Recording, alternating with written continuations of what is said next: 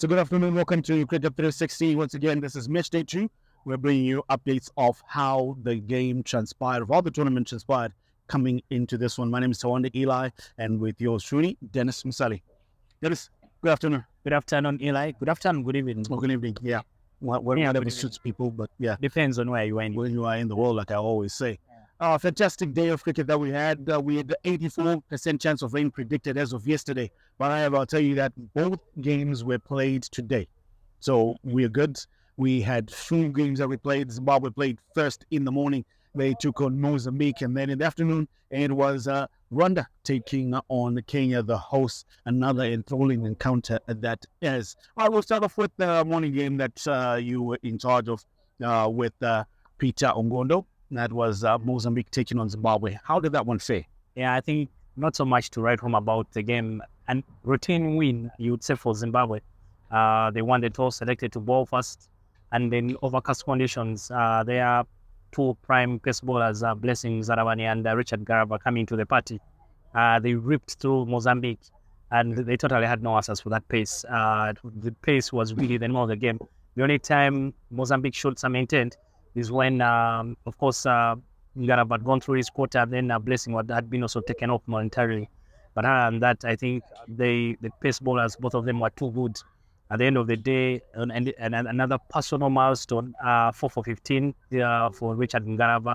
Would have taken a 5-er, but on the final ball of his quarter, he bowled a slower ball. The batter tried to chip it, just fell short of Trevor Gwandu, and he could only finish at 4 for 15, but ultimately he had caused enough damage for the team. Mozambique surely out of depth against the pace bowlers, and ultimately they bundled out for 56. Zimbabwe chasing that out. Brian Bennett at the top of the order, again very aggressive, and then the job finished off by Dion Myers and Marumani. In the end, really a routine win by, I think, inside probably an hour. The game was really done and dusted. Done within 5 overs. Yes, Zimbabwe really a routine win for them, just sort of like a warm up. They never needed to even engage second gear, and they were able to pick up that victory. But I think it's the events leading up to that particular game. It was very, very cloudy in the morning. There was a threat that game wouldn't happen. Very cloudy. It was still raining. We saw Zimbabwe actually running off to just help the ground team to make sure the ground is ready, which was something very good to see of them. Shows that they're interested in the game, and they're trying to help the ground team to make sure they get the ground ready. So that was a bit of some very good sportsmanship. And ultimately, when they won the toss, there was only one thing they were going to do, and that was to bowl first. For Zimbabwe, we won't talk about routine win. As Dennis said it, they saw off Mozambique with such ease, and nothing really to write home about. It was expected as to what they should do, and they did it with ease. But I will take a look at Mozambique. What positives, as much as they were hammered, you say, what positive do they draw out, if there are any, from their encounter with Zimbabwe? Is there anything that you can pick out and say, yeah, their bowling attack was able to give this, or their batters, is some sort of, glimpses of hope? Yeah, I think for them at that level, 64th in the world, Zimbabwe is ranked 11th in the world. I think for them from that level, and Peter spoke about it in the commentary, that they might get to the World Cup down the road. But for now, this feels like a World Cup for them, playing against a test-playing team. The best you can take out of such a game is to realize that how far you are from those that are already there. And if the sort of the quality of the bowling they face today, I think that gives them an indication of what they need to work on when they go back home. They know now we've been facing the bowlers we face back home are bowling at this yard of pace. Now we need to take it to a notch higher. I hit that bowling machine because it gives you the sort of experience and of the expectation that you will be able to face when you come to a competition like this and you're playing test playing team. So for them, it's just the lessons they can take out of the game. Even at the post match, they were really unbothered by a 9-wicket defeat. They were more like, this is an opportunity for us to play against the big boys, and the only thing we can take out of this game are the lessons. And I think for them, they are happy to be here and to compete against the best teams. Their first game was against Kenya. They played against Zimbabwe today, and I'm thinking for them, they feel that now the tournament will begin for them on match day number 3 when they take on the teams that are within their range, and then they will be able to make sure that they try and pick a result. So that's when the tournament is starting according to Dennis for Mozambique when they take on associate nations that are at the same level as them. So we shift ahead and we come through to the last game that featured the host Kenya, and they were taking on Rwanda. Winning the toss was Rwanda, choosing to bat first. We hope that there will be some sort of fight in their batting, but however, it seemed as if the Kenyan bowling attack proved to be a little bit too much for Rwanda. They lost wickets in quite a heap though, and they only managed to scramble to get to 100 finally. 101 was the target for Kenya. Seemed like as if it would be another walk in the park for Kenya. But however, Rwanda's bowling attack did have a different mind frame and mindset. Yeah, I think this afternoon, and speaking about the Kenyan approach, especially with the ball, their bowlers today consistently hit those good areas. Take away nothing from how Rwanda bats, because I think they're much better than the way they did today. But ultimately, for me, I think it's the bowlers that won the game for Kenya. Sachin Gill and Lucas Nanderson today were hitting those good areas consistently, and it was very difficult to hit them out of the park or try and flog anything. So basically, Rwanda was just scrapping to put together the runs. Maybe a leg by here and a couple of inside edges that we saw going to the boundary. So it's just today the Kenyans bowled so much better than they have been bowling. What we saw in the Challenge League and maybe a bit of yesterday. Today they were ultimately on the money, and that is where they really challenged Rwanda. So they were unable to just get their batting going. Talking about Kenya's bowling, I know that it came under a little bit of threat towards the end, but in the whole context of their fielding department, they did struggle in the Challenge League. They dropped about 6 catches in one game, and also in the game against Zimbabwe in the warm-up, they were dropping catches at some point. We did see that happening quite a few times in this game against Rwanda. One was dropped by Virat Patel right at the edge of the boundary. Another, Sachin Gill, could have dived, but it never showed the enthusiasm. Are those the areas that they believe that Kenya need to work on if they're to improve their level? Yeah, if they're to improve their level, especially if they are going to try and wrestle Zimbabwe in the final game of on the final match day of the tournament. I think and somehow the chances keep going to the same people. Raj is always at the boundary and he's the one putting down the chances for them. Maybe they need to just make that tactical switch and have someone in that region who can take catches. But I don't want to say the fortunate bit for them is that at this level they're not getting punished when they put down such chances. But we saw in the Challenge League, every time they put down someone who's very good, they would go on to make a big total. So it's just those small details I think Lamek and Joseph will take out of this tournament and try to work on. Raj is a very good fielder because he's a spinner. He's supposed to be a good fielder anyway. So he just maybe needs to take an extra few catches than the rest of the team after each training session to just give him that confidence, especially when he's at the boundary, not to put down those crucial chances. Well, remove Kenya's fielding aspects. You talk about their batting. 101 was the target. They should have, or rather, should not have lost 5 wickets as they did. But you can't take away anything from Rwanda's bowling attack that they did. Very, very good upfront pace bowlers that they had. Bimiyima, Zappi, taking those 2 wickets early on.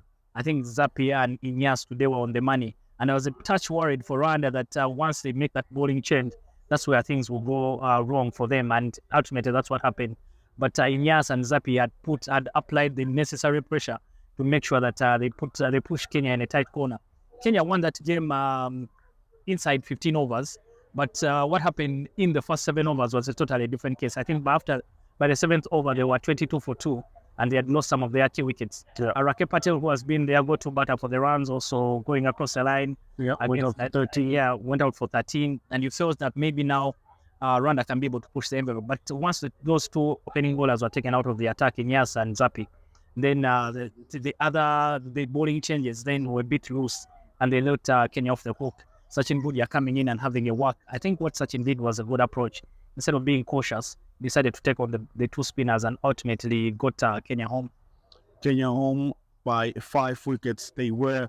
So the positives that we draw out for Rwanda, they have got a good bowling unit from the looks of things. They do have 2 pretty good paces. 3, I would say that if Martin Akayezu would just be a little bit more disciplined, you could aid him because he has brilliant pace, just a little bit wayward here and there. Those are the kind of things that they should work on for Rwanda. Those are the positives that they draw out. Whatever they have to do batting-wise, especially if they are to face opposition that is pretty polished. then we talk about the batting for Kenya. 5 wickets they lost, chasing 101. Is that something that you should be concerned when you have a game against such polished opponents like Zimbabwe coming up? Yeah, I think they need to be more contributors for runs in that Kenyan team. They rely a lot on Rakeb and making sure that he can get a good total, a big total for them to be able to work around. But Puchka Sharma today going out on a loose shot, and Neil Mugabe unfortunately ran out. So they just need to find some other heroes in the team apart from Rakeb with the runs. Today Sachin Woody coming out and showing what he can do, such a quality player. And then of course Karim does what he normally does, hangs around long enough for everyone to play around him. I just want to touch on Martin Akayezu. Martin Akayezu, he plays for my club back home, Wanderers. The thing about him is that you need runs for him to be able to help you.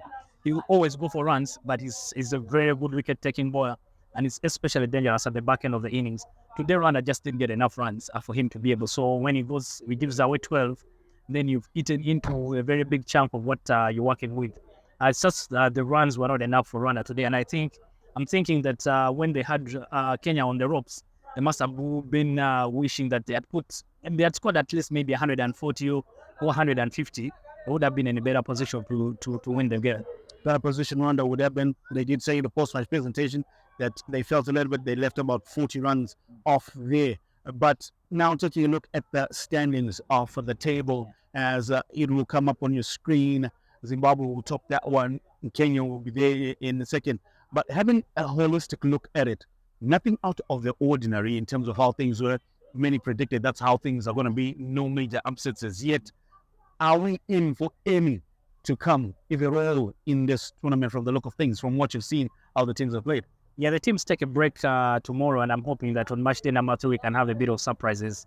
But as is right now, the tournament is going according to script. The 2 teams that we thought would be favorites to progress are being able to do the necessary work. And from here on, you feel that each one of them just needs one more win to be able to play it safe and get safely to the tournament. You just, of course, like you mentioned, Zimbabwe 2 out of 2, 9-wicket win today. Kenya bit shaken a little bit, but ultimately able to go through and defeat Rwanda. And one of Jimmy was mentioning today in the comment with you that all Kenya need to do is make sure that Rwanda doesn't catch up with them. So the head-to-head between the two now is in the favor of Kenya. And you feel that once they've taken care of Rwanda, which would have been the other sticky team for them, because this means Rwanda, for Rwanda to catch up with Kenya, they'll have to either defeat Zimbabwe and also make sure they beat up on all the other teams, that is Mozambique and Seychelles. So I think Kenya will sleep comfortably knowing that if they can be able to get a result against, they're yet to play the Gambia, they're yet to play Seychelles. Any of those 2 will be enough for them to be able to progress. And of course, Zimbabwe is expected to make sure that, like we mentioned yesterday, Zimbabwe is just going to make sure they put everyone in their place. Talking about Zimbabwe is something I would like to throw a little bit of spanner in the works, not taking away from the work that Zimbabwe have put in to get where they are, personal milestones that they have gotten, but then when you have a look at how they have done that, personal best by Brian Bennett scoring 91, his highest score, Tadwana Shimarumani 81, and then also, like you just did mention about Richard Ngarava, 4 for 16, best bowling figures that he has in T20. Do they take those stats with pride and hold them like, yes, this is a major achievement? They look at the opposition and say, yeah, it's just another day in the office, like as if I'm back home. If you were any of those, how would you take those? Yeah, I mean, first of all, you have to beat what is in front of you. So it's not like they haven't been earned, because today in Ngarava, to take those wickets, 3 of them bowled and then one an LB, took a lot of effort for him. He had to keep changing his angles to make sure he's working up the batters and not just letting them get used to something. It was not exactly looking like batter failure, but it was coming from experience of having to bowl very, very well. So they've earned it, in my opinion. I think they all count. It doesn't matter who your opposition is. I think they all count. And Zimbabwe, from the way they play, it shows that they put a lot of respect in this tournament. They're not coming here and feeling like they're a test playing team. Ngarava also took a very good catch at the boundary. I mean, he could have just said, no, these guys are 30 for 8 already. I can let this one fly over my head, and we'll see chest down the total, whichever, no matter how much it is. But you see, he took a very good catch. A ball flying over his head, and then he's able to jump back into the rope. So Zimbabwe have really come here and shown the respect. They've respected this tournament, and they've made sure when they take on the field, they are putting in the hard yards as well. Fantastic. That's how Zimbabwe have approached it. Mr. Consistent, as he is known, that is Richard Ngarawa. Since 2022, he's been a consistent bowler in T20, even made it into the ICC's T20 Team of the Year, that is in the previous year. So he's been a brilliant performer in how he has approached T20 cricket, and he continues to charge on. Lots of stats are yet to come through, as I feel it, towards the latter stages of the tournament from Zimbabwe. They need to go hard at it. They say that they're not going to take anyone lightly. They will give everyone the same amount of respect as coming through from Sikandar Raza, and they have just done that. So, two sides will fit better tonight. That is Kenya and Zimbabwe, but still, there's a lot of work still yet to be done. Now, yeah, we're not done with the tournament. Of course, the teams will take a break tomorrow, and then for match day number 3, there's no rest until we finish the tournament on Thursday. So there's still a lot of cricket to play, and I think for the teams that have especially played against Kenya and Mozambique, tomorrow is going to be a hard training. They knowing that they're coming up against their fellow associates who they can be able to get a result from. You remember, these are T20Is. If you beat someone who's higher than you, there are some lacking points available. So I think we still have a lot of way to go. Hopefully the weather is able to hold. It's been on and off playing cat and mouse, but hopefully it allows the cricket to happen, and we should be able to enjoy the rest of the qualifier. Enjoy the rest of the qualifier is definitely something that we look forward to. So do catch us. Might not be tomorrow. Never know. We might have an episode for you tomorrow if you find someone interesting like what we did today. Found someone interesting for you that will come up in the bites, coming all the way from Mozambique. An artist who's a cricket player at the same time, a presenter in one end, multifaceted. So cricket is not just all about bat and ball, but it unites people from different perspectives and professions as well. Well, it's been a wonderful episode we have for you. And thank you so much for tuning in. See us definitely on the next one.